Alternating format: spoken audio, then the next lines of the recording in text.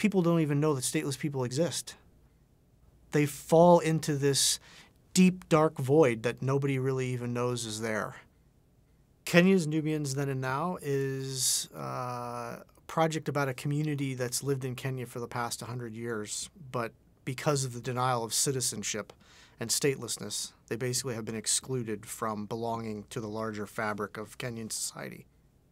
Nubians are a community. They originated from Sudan, but in the late 1880s they were conscripted by the British Army and basically brought to what has become Kenya. They fought for the British during World War I and World War II and were instrumental to the development of Kenya as what we know it prior to independence. In 1963, when Kenya claimed its independence, this particular community was basically chosen to not be citizens of Kenya.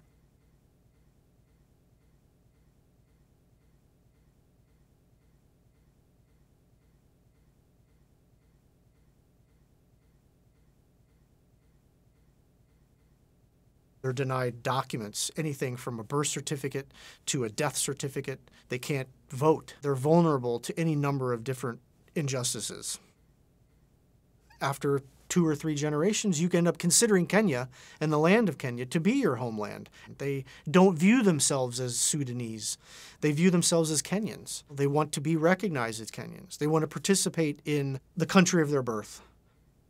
They are on this cusp of belonging. A lot of big organizations are working on the legal aspects of statelessness.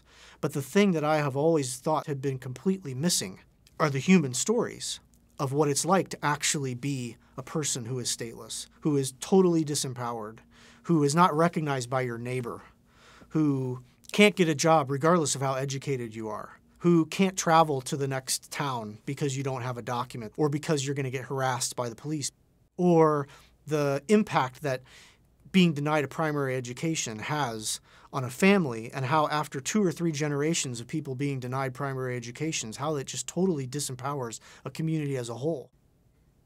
For me as a photographer, it's been incredibly rewarding to see how my work can help a community and how a community will utilize the work that I've done on them to actually fight for their own rights.